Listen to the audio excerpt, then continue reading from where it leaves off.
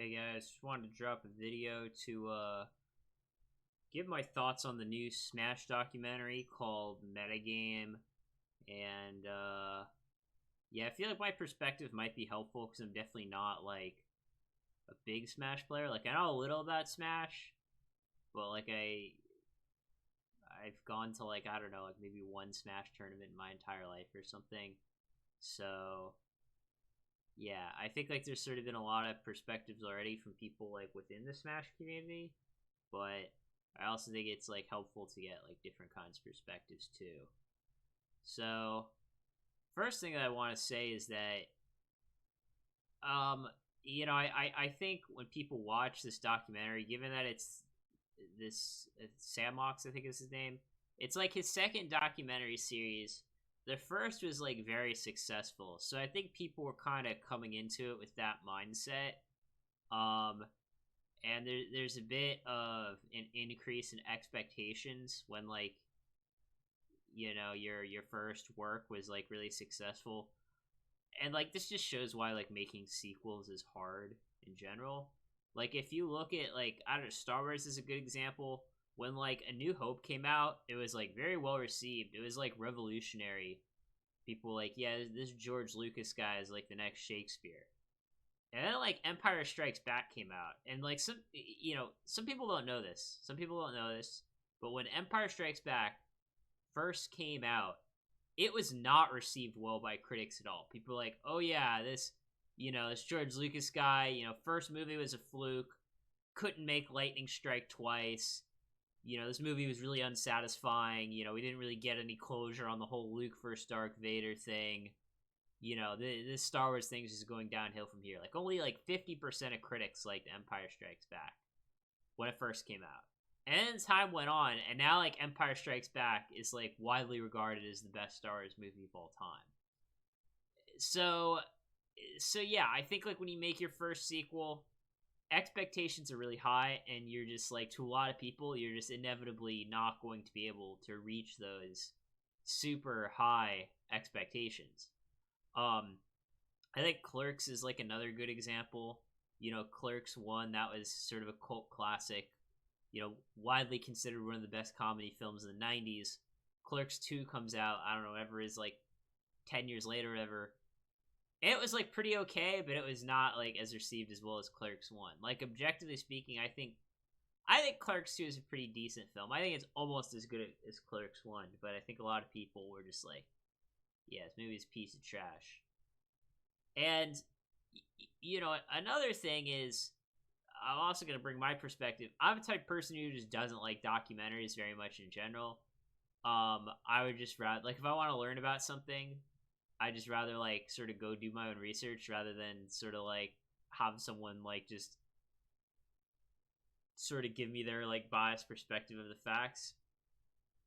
But yeah, I think making a good documentary is very hard because it's inevitably not going to be objective, right? Like when someone is publishing some sort of paper in like some history journal or whatever, it's going to be a bit more unbiased. But when someone's making a historical documentary, it's a little different because like you're doing it for profit and you're trying to entertain someone, not necessarily like give them the truth.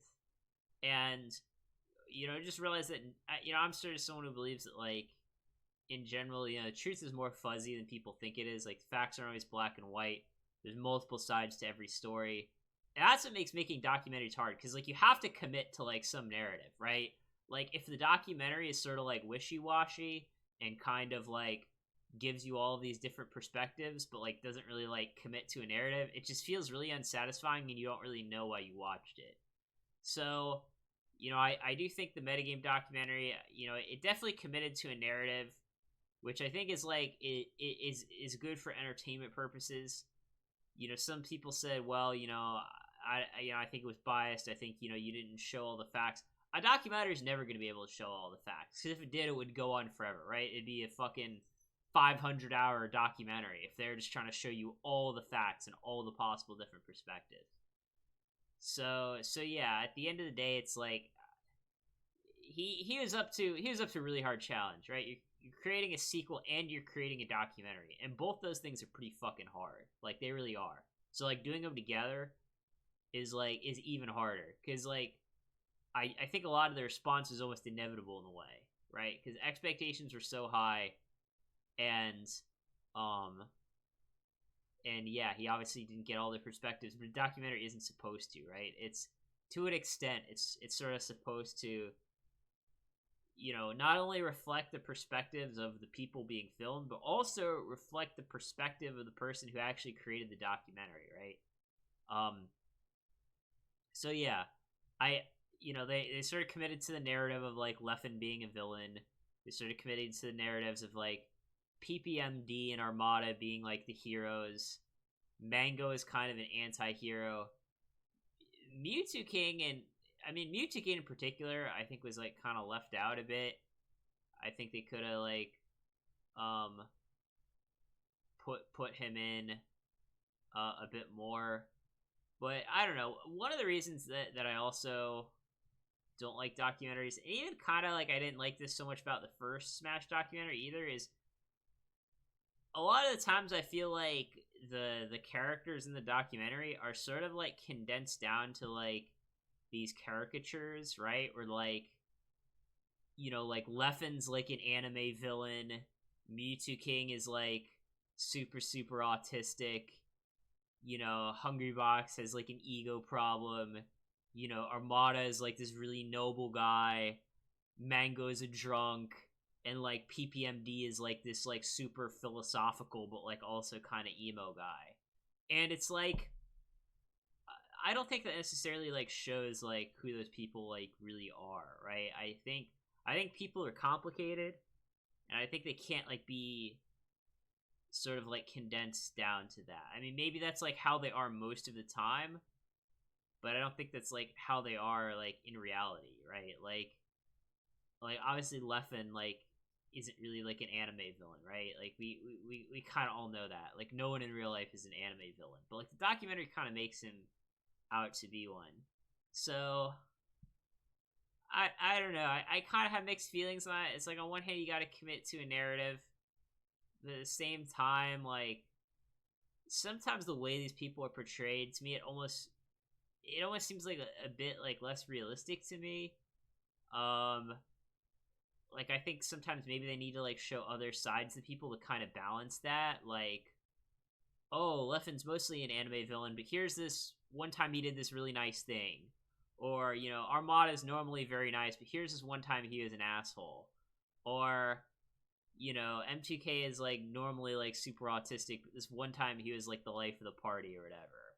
Or, Mango, is a big drinker, but one time he like helped his friend get over drug addiction or something. I like probably most of those things like never happened. But my point is like in certain movies, like whether they're fiction or documentary, they sort of will sort of show how like the character is balanced in that way, to sort of like make them seem more realistic and easier to relate to. Like when I was watching the documentary, I was like looking at the five gods and saying like, oh, they're very competitive in this game. I'm very competitive in my game.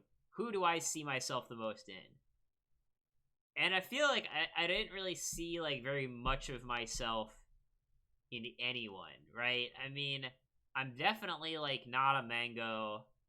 I'm definitely not an Armada. I'm definitely not a PPMD. So I don't know, maybe I'm some sort of like mix between like Mewtwo King, Leffen, and Hungrybox. However that works out. But I'm definitely like I didn't see myself to a large extent in any of the characters because I think they weren't like represented in a very balanced way. So it's hard. It's hard to strike that right balance. You gotta like commit to a narrative. You don't want to make the documentary too long, but I think there needs to be some balance too.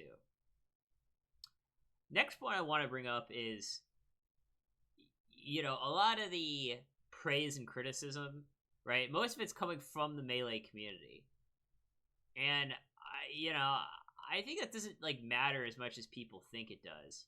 Like the main reason why the first documentary was liked so much by the Melee community is that like it brought other people into the Melee community.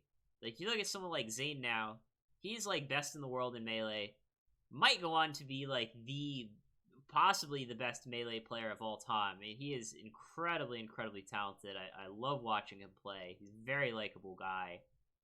And he was someone who got into the game because of the first documentary. He was one of these, doc kids or whatever. So I think at the end of the day, like, what people have to realize, I think they have to, like, realize that, like, this is all bigger than themselves, right? Like, if you're part of the Melee community, it's not so much about, like, what you think. In a way, like, my opinion is more important than yours, right? Because I think the documentary is sort of, like, made more for people like me, right? Who have kind of, like, maybe played Melee once or twice, maybe played online a few times, maybe done a few wave dashes and L cancels in their day, and they're trying to bring people like me back. So I think that's, like, kind of how... I think that's, like, kind of the frame that the documentary needs to be judged in, right? Like, it's not about, like, does the Melee community think it represents, does it represent them perfectly? No, but, like, it's not, like, necessarily supposed to. It's not for you.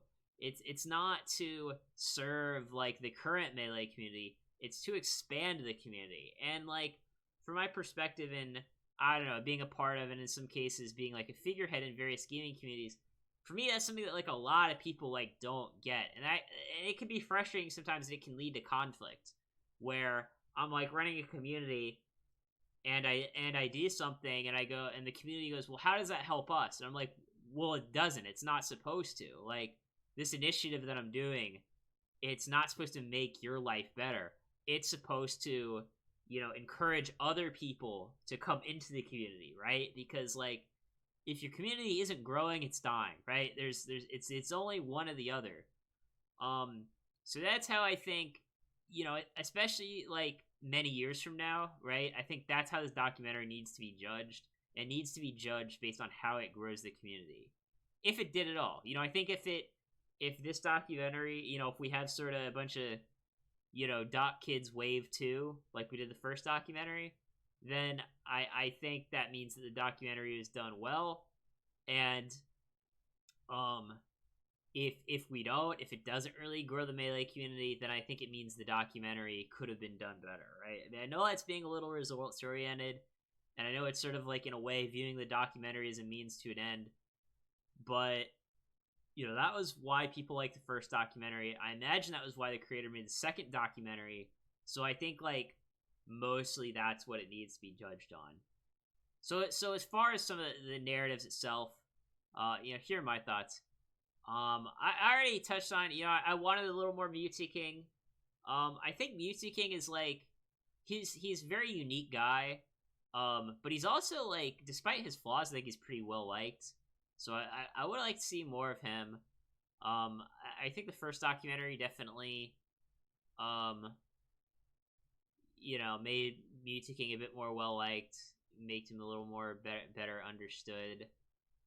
Maybe they didn't have very much of him in this documentary because they had a lot of him in the first one. I don't know if that was why, like, they wanted to give people, like, more of the spotlight. But yeah, I would like to see more Mewtwo King. Personally, from my perspective, in 2020 is kind of a non but sort of Melee player. I think the PPMD narrative was, like, a little corny. I think it was a bit overdone. I know some people said that already, but, like, I kind of agree with it. Like, I don't know. It's like, I think, like, maybe if PPMD, like, made some big comeback, like, in 2021 and became, like, top 5 in the world, then I might look back on the PPMD narrative and, like, think, okay, I view it in a better light now. But I know this is gonna make me sound like an asshole, but, like, I don't know, like, PPMD is this guy who's, like, kind of, like, always, like, having health problems and depression problems, and, like, sort of, like, teasing that, like, he might come back, but, like, probably not. Like, I don't know, I just don't like that. To me, like, it's not, like, very much of, like, a feel-good story to me. And in general, I mean, same thing with Armada, really. Like, now that Armada's quit, like, I didn't really like, I didn't like his narrative so much either. Like, I almost feel like, because, like, PPMD and Armada, like, quit, they, like, kind of wanted to, like, give them a good legacy and, like, sort of make them feel better about quitting.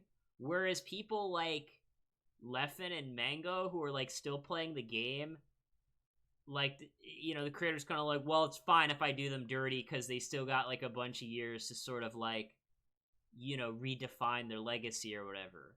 So I don't like that take. Like, I don't, to me it like kind of reminds me of how, like, you know, people talk shit about someone while they're alive, and then when they die they like go to their funeral and say like, oh man, he was such a great guy or whatever. I I don't like that. That doesn't feel authentic to me, and I kind of feel like the documentary sort of did the same thing to the people who retired. I think it wanted to like take the people who retired and sort of portray them in a good light, and the people who are still playing, they're just like, ah, fuck it, you know. You know, they got a bunch of years to I don't know, make up for it or something. So I don't know. That's my view. I think if like, you know, I think if Mango had like retired instead of Armada, I think Mango would have been like much more of a hero in the story because they want to like make him look good while he's on his way out or whatever. So that's my thoughts on that. Could be totally wrong. Could be totally wrong. Another issue that some people brought up was like the portrayal of women in the movie. And that's like kind of a complicated issue, but like I don't think it's the biggest issue, right? Like, could women have been portrayed better? Probably. Were they portrayed like terribly? No. Like it's hard because like, you know, people pointed out that, oh, it didn't, you know, pass the whatever test, you know, of like having women in the movie who weren't just, you know, objects of men's desires or whatever.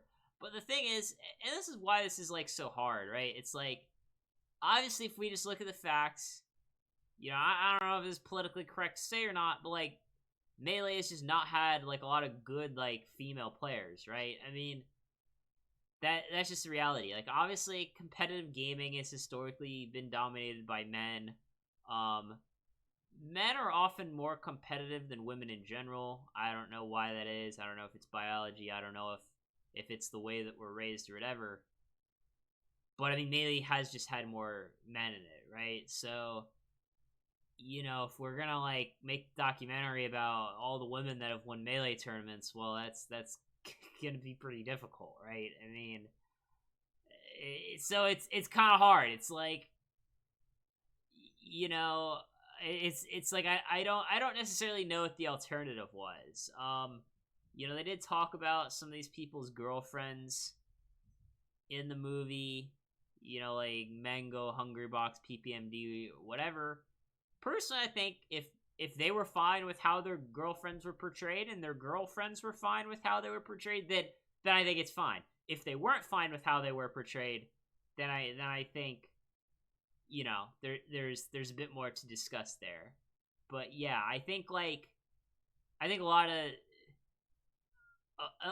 of the controversy is how women are portrayed. I think to an extent that's trying to like sort of like incite drama where there doesn't necessarily need to be any, right? Like, you know, one thing that like Bill Maher says, you know, who's a comedian that I like, he says, you know, you can never get more offended than the victim, right? So if the women in the documentary weren't offended, well, we can't be more offended than they were because that wouldn't really make much sense. So, you know, again, if the women in the documentary said, oh, this portrayal wasn't fair, then I think we should take note. But if they were like, oh yeah, that was pretty accurate, I'm fine with it, then I think we can't really give the documentary shit from that.